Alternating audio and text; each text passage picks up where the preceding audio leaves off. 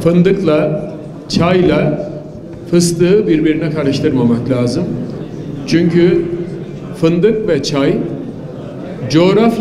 o coğrafyanın tek seçenekli ürünleri. O coğrafyada bir ikinci, bir üçüncü, bir dördüncü ürün dahi yok. Dolayısıyla bizim fıstığı yetiştirdiğimiz coğrafyada ben de uçakta gelirken gördüm. Çok geniş alanlarda bu üretimimiz var. Ama biz burada ya bu fındığın müdahale fiyatı açıklanıyor, fıstıkla ilgili böyle bir şey yapılmıyor dersek TMO'nun bütün ürünleri alıyor olması lazım. Bu TMO'nun kuruluş kanununa ve TMO'nun işleyişine de aykırıdır. Stratejik olan ürünlerle diğer ürünleri birbirine karıştırmamamız gerekir. Enerjiyle ilgili bizim üreticimizin tabii bizi ilgilendiren boyutu var. Bizim dışımızda diğer bakanlıkları ilgilendiren boyutları var.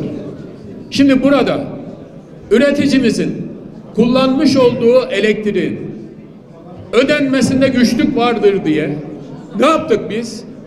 Geriye dönük bütün borçlarıyla ilgili, buradan herkes duysun, belki ilgilenmemiş ve buna dikkat kesilmemiş olanlar olabilir. Ama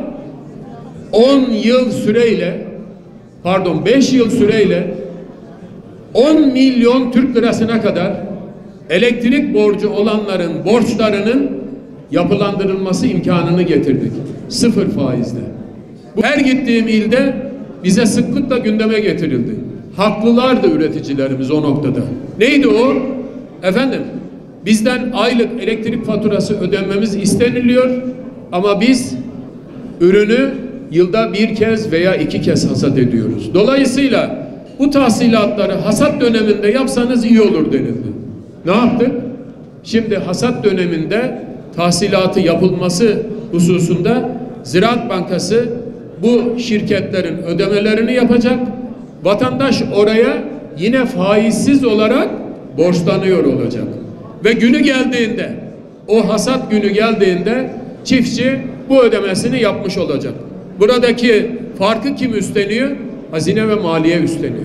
Çünkü o aradaki fark üreticimizin ödediği bir fark değil.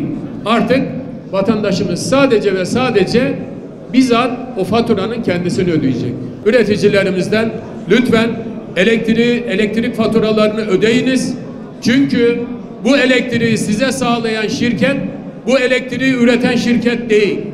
Onlar da spot piyasadan gidip bu elektriği alıp getirip bizim kuyumuzun çalışması için elektrik motoruna veriyor.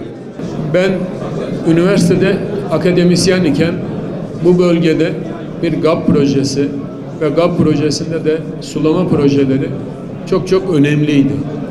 Tabii ki Türkiye'nin hakikaten bu projelerin tamamını bir çırpıda hayata geçirmesi çok kolay değil.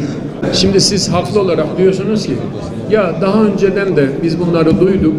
Yani bu basın toplantısı da onlardan birisi mi diye düşünebilirsiniz. Ben bir şey demiyorum size.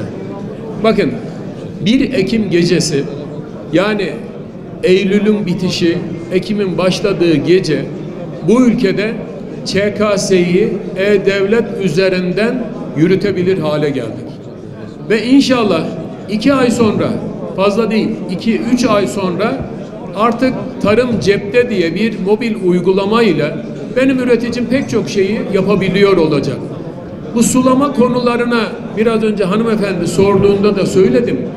Biz özellikle bu 700 milyar lira gibi büyük maliyeti ülke olarak birkaç yılın içerisinde karşılayabilecek durumda değiliz. Dürüst olmamız lazım.